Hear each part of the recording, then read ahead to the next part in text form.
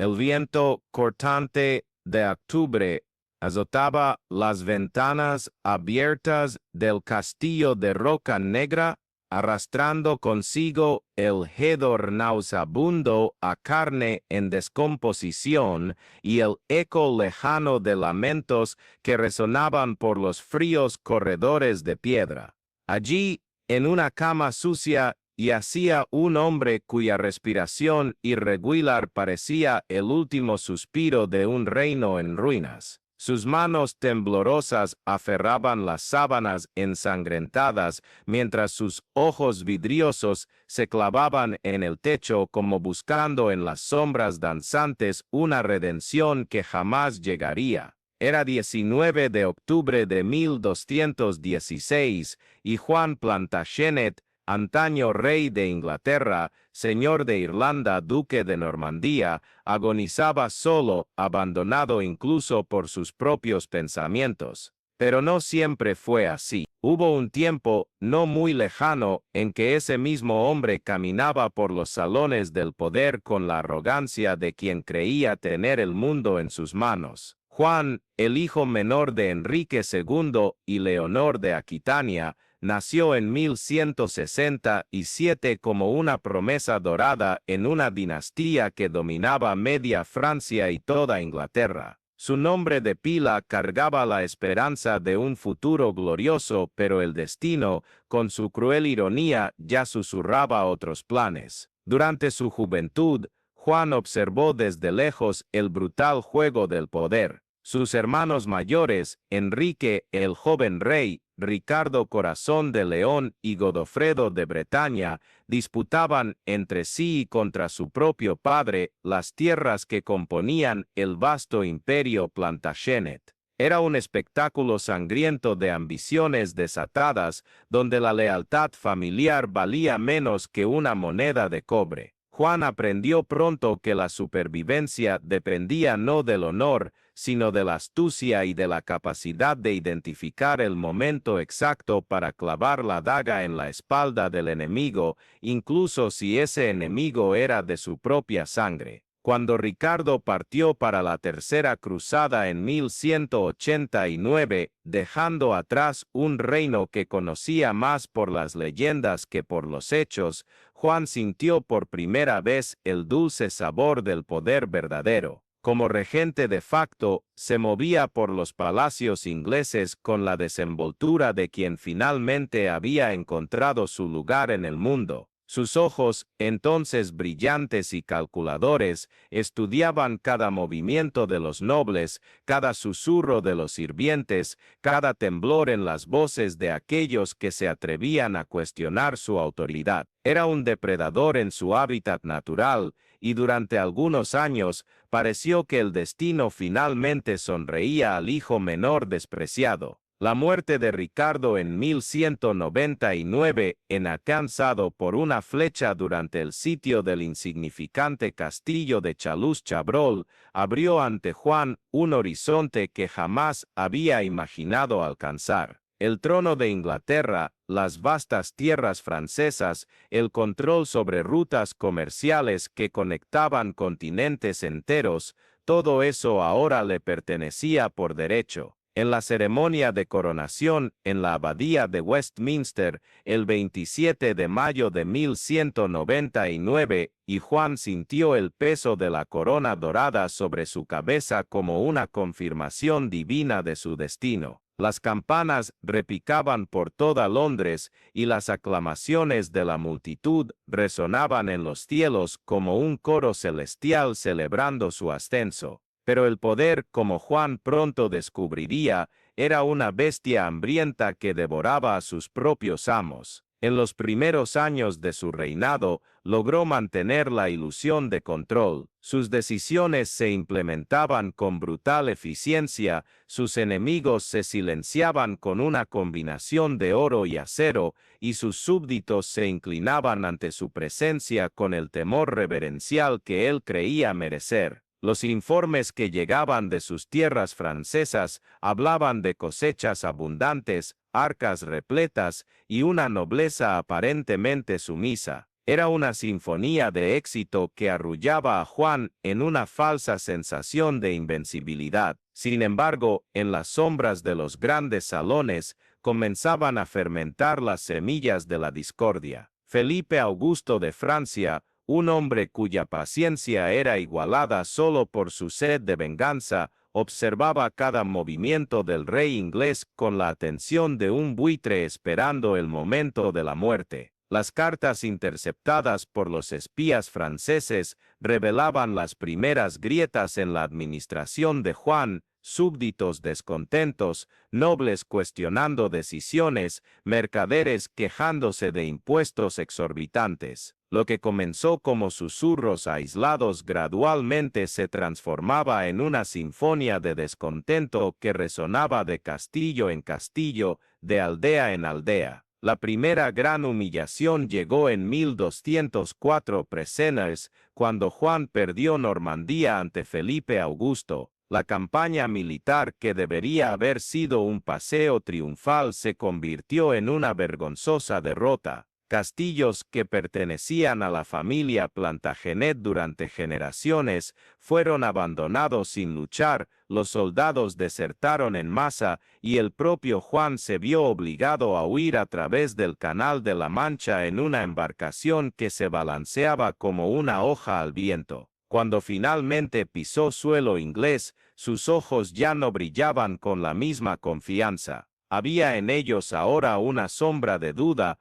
un reflejo de la implacable realidad que comenzaba a imponerse sobre sus fantasías de grandeza. La pérdida de Normandía fue solo el primer dominó de una larga secuencia que se derrumbaría sobre Juan en los años siguientes. Sus intentos de reconquistar las tierras francesas resultaron en una serie de derrotas militares que consumieron el tesoro real como un incendio devora la paja seca. Los impuestos impuestos a los nobles ingleses para financiar esas campañas fallidas crearon un resentimiento que crecía como una infección, extendiéndose silenciosamente a través de las capas más altas de la sociedad. En las tabernas y en los mercados, el nombre del rey se pronunciaba con el mismo tono que se usaría para hablar de una plaga o de una maldición divina. Si has seguido crónicas como esta sobre los momentos más oscuros de la historia,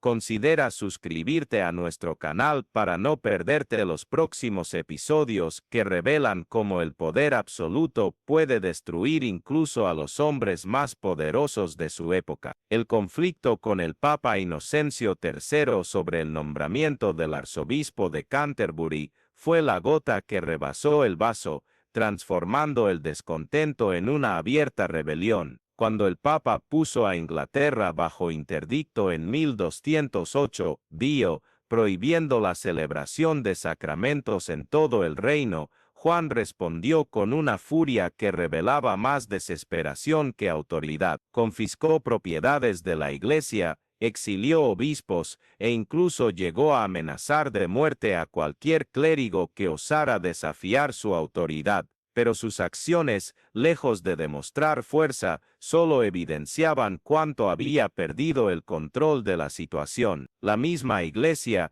que por siglos había legitimado el poder de los reyes, ahora se volvía contra él como una madre rechazando a un hijo ilegítimo. Durante esos años oscuros, testigos de la corte reportaron cambios perturbadores en la apariencia y el comportamiento de Juan. Cronistas de la época describieron cómo su cabello, otrora dorado como el de un león, se había vuelto canoso y ralo. Su rostro, antes lleno y sonrosado por el buen vino y la buena comida, adquirió una palidez cadavérica que contrastaba violentamente con sus ojos inyectados en sangre. Sus movimientos, anteriormente fluidos y confiantes, pasaron a ser nerviosos y erráticos, como los de un animal acorralado que presiente la proximidad de los cazadores. Las cartas personales de Juan, preservadas en los archivos reales, revelan una mente en gradual desintegración. Su caligrafía,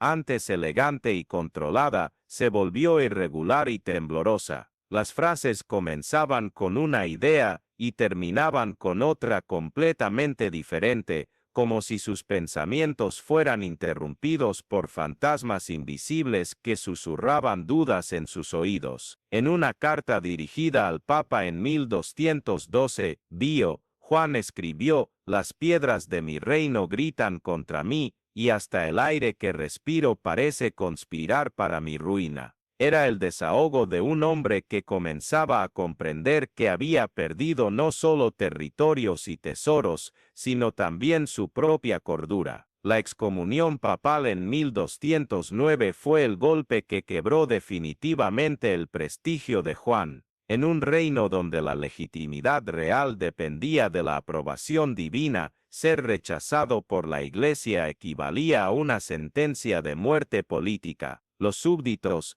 aterrorizados por la posibilidad de ser arrastrados al infierno junto con su rey maldito, comenzaron a alejarse de él como si su simple presencia fuera contagiosa. Nobles que otrora disputaban el privilegio de besar su mano ahora evitaban su mirada, y los sirvientes del palacio cumplían sus órdenes con la reticencia de quien manipula objetos contaminados. La situación se volvió aún más desesperada cuando Felipe Augusto, aprovechándose de la excomunión de Juan, comenzó a organizar una invasión de Inglaterra con la bendición papal. La perspectiva de ver soldados franceses marchando por los caminos ingleses, llevando estandartes bendecidos por la Iglesia, transformó el miedo difuso de los súbditos en una histeria colectiva. Ciudades enteras comenzaron a prepararse para el asedio, almacenando alimentos y construyendo fortificaciones improvisadas,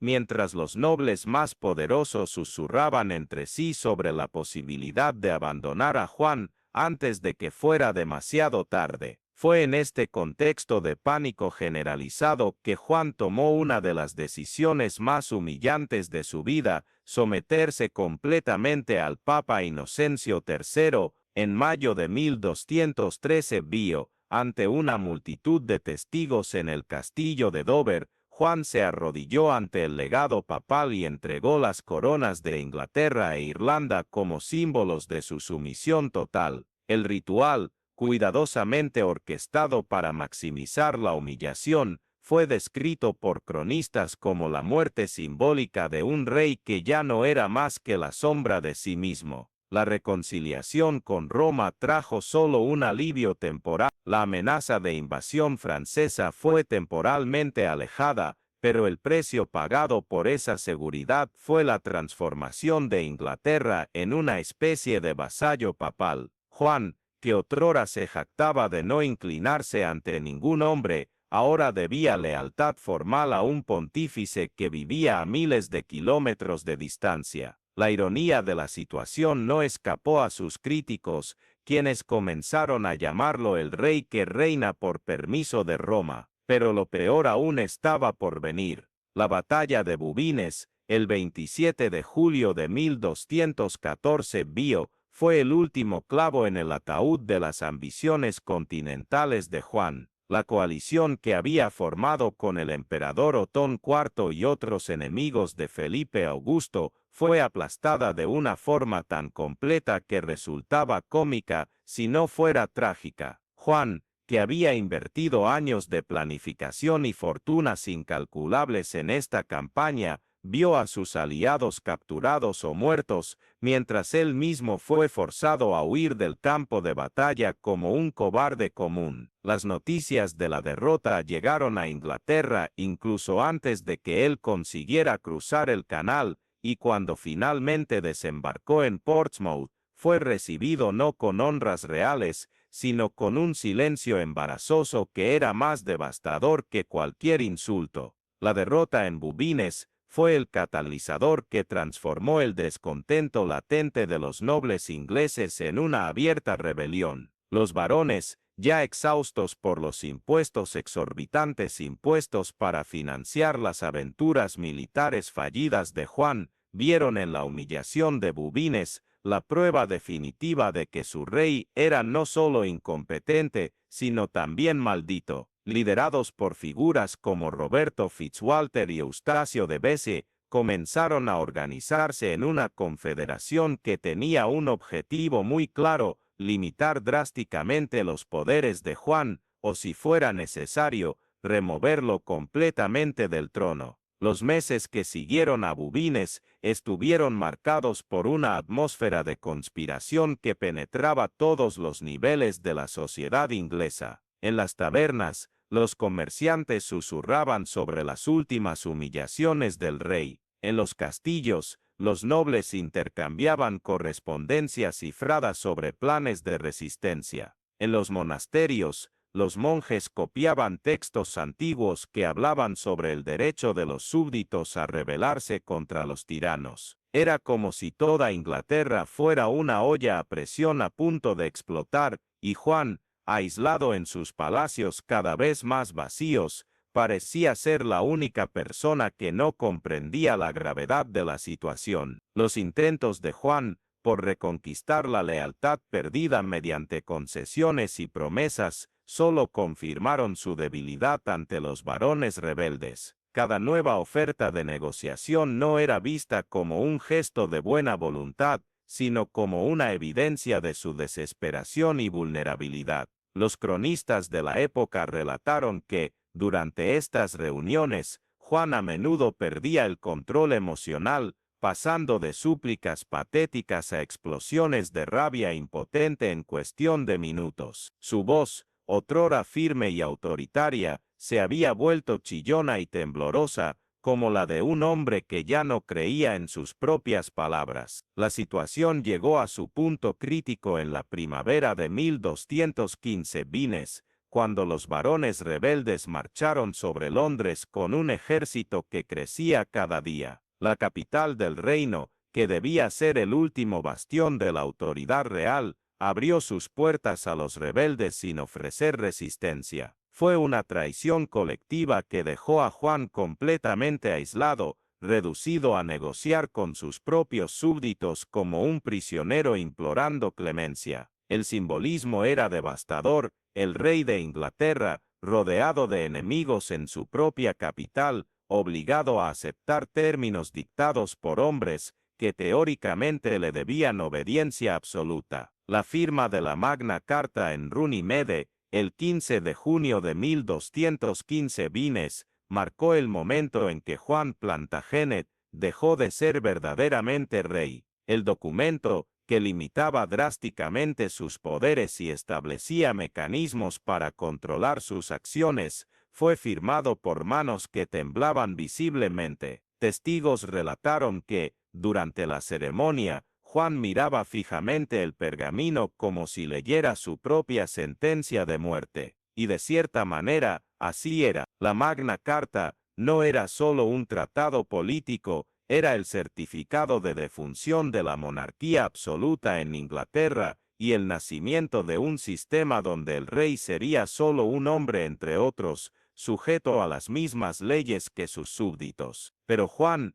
incluso derrotado y humillado, no podía aceptar su nueva condición de rey constitucional. En los meses posteriores a la firma de la Magna Carta, comenzó secretamente a planear su venganza. Se enviaron cartas al Papa pidiendo la anulación del documento, se contrataron mercenarios extranjeros con lo que quedaba del tesoro real, y se tejieron alianzas con otros enemigos de los varones ingleses. Era el último suspiro de un hombre que prefería la destrucción total a la sumisión definitiva. La guerra de los varones que siguió fue menos una campaña militar que un espectáculo grotesco de autodestrucción nacional. Juan, apoyado por mercenarios franceses y soldados galeses, enfrentó a sus propios súbditos en una serie de batallas que devastaron el campo inglés. Ciudades fueron saqueadas, castillos destruidos y familias enteras exterminadas en una orgía de violencia que parecía no tener fin ni propósito. Era como si la propia Inglaterra se estuviera desgarrando en un intento desesperado por expulsar el veneno que la infectaba desde hacía años. Durante esta guerra civil, las últimas ilusiones de Juan sobre su naturaleza regia fueron brutalmente destruidas. Sus soldados mercenarios lo trataban no con el respeto debido a un monarca, sino con la familiaridad grosera reservada a cualquier empleador. Sus propios aliados ingleses hablaban de él a sus espaldas como si fuera un obstáculo necesario, alguien que debía ser tolerado hasta que la situación se normalizara. Cartas interceptadas por los rebeldes revelaron que algunos de sus partidarios ya planeaban secretamente su sustitución por un miembro más competente de la dinastía Plantagenet. La invitación hecha por los varones rebeldes al príncipe Luis de Francia para asumir el trono inglés fue el golpe final a lo que quedaba del orgullo de Juan. Saber que sus propios súbditos preferían ser gobernados por un extranjero a continuar soportando su reinado fue una humillación que superó todas las anteriores. Luis, hijo de Felipe Augusto y yerno de Juan a través de su matrimonio con Blanca de Castilla, desembarcó en Inglaterra en mayo de 1216, siendo recibido como un libertador por una población exhausta de la guerra civil. La ironía era amarga. El hombre que pasó su vida luchando contra la influencia francesa ahora veía a un príncipe francés aclamado como el Salvador de Inglaterra. Los últimos meses de la vida de Juan fueron un calvario de fugas constantes y derrotas humillantes. Perseguido simultáneamente por los varones rebeldes y las fuerzas de Luis, vagaba por los condados del norte como un fantasma de sí mismo, seguido solo por un puñado de soldados leales y algunos cortesanos que no tenían a dónde huir. Su cabello, ahora completamente blanco, era constantemente cubierto por sombreros y capuchas para esconder la calvicie prematura causada por el estrés. Sus ropas, otrora símbolos de magnificencia real,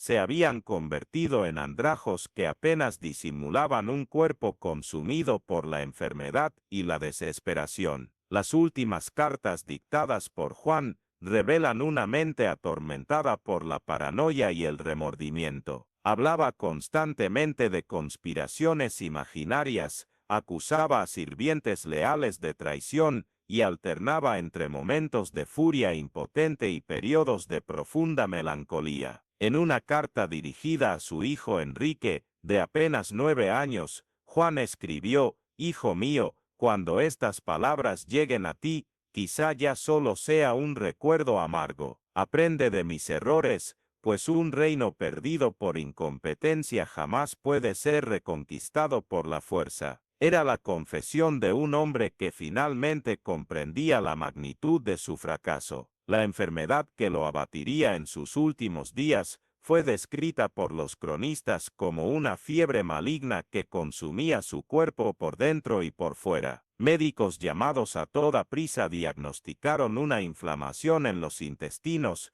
posiblemente causada por disentería, pero algunos susurraron sobre envenenamiento. La verdad, perdida en las brumas del tiempo, importaba menos que el simbolismo. Juan estaba siendo literalmente consumido por la podredumbre, como si su cuerpo físico finalmente reflejara el estado de descomposición de su reino y su alma. Los últimos días en el castillo de Roca Negra fueron un espectáculo de soledad absoluta. Los pocos cortesanos que aún lo acompañaban mantenían una distancia respetuosa, no por reverencia, sino por asco y miedo. El hedor nauseabundo que emanaba del aposento real era tan repugnante que los sirvientes se turnaban para limpiarlo, permaneciendo el menor tiempo posible junto al rey agonizante. Juan, delirante por la fiebre, hablaba con personas que no estaban allí, imploraba perdón a enemigos muertos hacía años, y ocasionalmente gritaba órdenes militares a soldados fantasmas que existían solo en su mente fragmentada. La noche del 18 al 19 de octubre de 1216, Juan despertó brevemente del estado de semiconciencia en el que había permanecido los días anteriores. Con la lucidez temporal que a veces precede a la muerte, miró alrededor del cuarto oscuro y vacío, como si finalmente comprendiera dónde había llegado. No había nobles rindiendo homenaje, No había clérigos ofreciendo la extrema unción, ni siquiera sirvientes esperando sus últimas palabras. Estaba solo, completamente solo, como quizás nunca lo había estado en toda su vida. La corona, símbolo de su autoridad divina, yacía olvidada en una mesa auxiliar, cubierta de polvo y tan irrelevante como cualquier otro objeto decorativo. Sus últimas palabras, según relatos contradictorios, fueron una mezcla de arrepentimiento y maldiciones. Algunos dijeron que pidió perdón a Dios por los pecados cometidos, otros afirmaron que maldijo a los varones que lo habían traicionado. La verdad probablemente incorpora ambas versiones. Juan murió como había vivido, dividido entre la culpa y la ira, incapaz de aceptar completamente ni su responsabilidad por sus propios fracasos, ni la legitimidad de la resistencia que había enfrentado. La muerte llegó silenciosamente, casi como una cortesía. No hubo agonía dramática, ni últimas declaraciones memorables, ni testigos ilustres para registrar el momento. Juan Plantagenet, rey de Inglaterra, señor de Irlanda, duque de Normandía, simplemente dejó de respirar en una fría madrugada de octubre, dejando tras de sí solo el eco de sus propios fracasos y el hedor persistente de la descomposición que había marcado sus últimos días. La noticia de su muerte fue recibida con un silencio embarazoso que decía más que cualquier lamento. No hubo periodo oficial de luto, no hubo ceremonias elaboradas, no hubo multitudes lamentando la pérdida de su soberano. Por el contrario, Inglaterra pareció suspirar aliviada, como si finalmente pudiera comenzar a curar heridas que durante años habían sangrado sin esperanza de cicatrización. Incluso sus pocos aliados restantes reaccionaron a la noticia con una mezcla de tristeza y alivio, reconociendo que la muerte de Juan quizás fuera la única forma de restaurar alguna estabilidad al reino devastado. El funeral fue un reflejo perfecto de la vida que Juan había llevado modesto, apresurado y ampliamente ignorado. Su cuerpo fue enterrado en la Catedral de Worcester, no porque él hubiera elegido ese lugar por devoción o tradición, sino simplemente porque era el lugar más cercano donde los obispos accedieron a recibir los restos mortales de un rey que había pasado gran parte de su reinado en conflicto con la Iglesia. Ni siquiera en la muerte consiguió la dignidad que siempre creyó merecer. La lápida que marca su tumba es curiosamente simple para alguien que un día controló territorios que se extendían desde los Pirineos hasta Escocia. No hay elogios grandiosos, no hay referencias a sus supuestas virtudes, ni siquiera una lista completa de sus títulos. Es solo una piedra fría marcando el lugar donde yace un hombre cuya vida se convirtió en sinónimo de fracaso regio e incompetencia política. Visitantes ocasionales, a lo largo de los siglos, frecuentemente demuestran sorpresa al descubrir que un rey de Inglaterra está enterrado de forma tan modesta, casi como si la propia posteridad quisiera olvidar su existencia. Pero quizás sea exactamente eso lo que hace que la tragedia de Juan sea aún más profunda y perturbadora. No fue un tirano memorable como Nerón, ni un conquistador fracasado como Napoleón en Santa Elena. Fue simplemente un hombre común que se vio investido de poder extraordinario en un momento crucial de la historia, y se descubrió completamente inadecuado para la tarea. Su tragedia no reside en crímenes espectaculares o en ambiciones grandiosas mal ejecutadas, sino en la mediocridad absoluta de alguien que tenía todos los recursos para ser grande y eligió ser pequeño. La historia,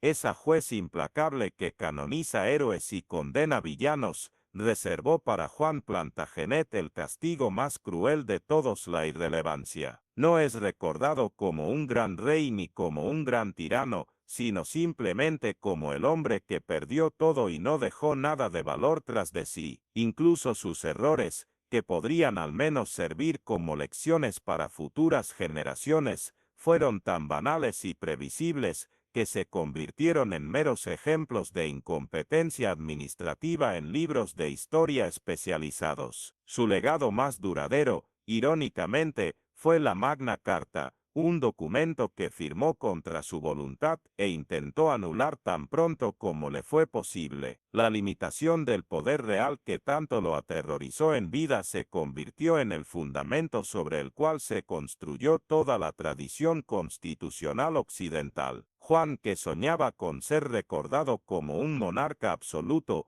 acabó siendo recordado solo como el rey que fue forzado a admitir que ningún hombre, ni siquiera aquellos ungidos por la divinidad, está por encima de la ley. Y quizás sea esa la lección más perturbadora que emerge de los escombros de su vida: el poder absoluto no corrompe solo moralmente, sino también intelectualmente. Juan pasó tanto tiempo creyendo que su voluntad era ley que perdió completamente la capacidad de comprender la realidad. Vivió en una burbuja de adulación y miedo que lo aisló de tal manera del mundo real que cuando finalmente fue forzado a confrontar la verdad sobre su incompetencia, ya era demasiado tarde para cualquier redención. La solitaria muerte de Juan en el castillo de Roca Negra no fue solo el fin de una vida, sino el fin de una era. Con él murió la ilusión de que la sangre noble era garantía de competencia, de que la autoridad divina bastaba para gobernar hombres libres,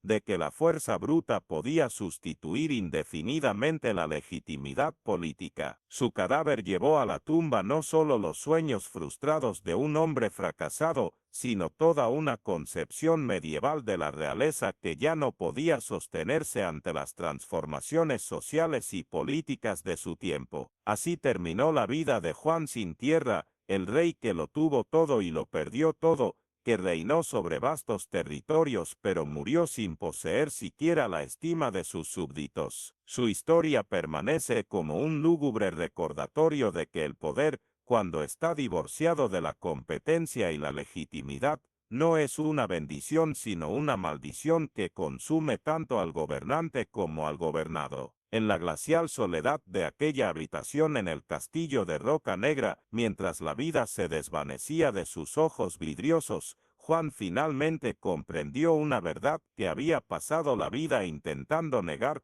un rey sin reino no es más que un hombre común enfrentando solo la inevitabilidad de la muerte y el peso insoportable de sus propios fracasos.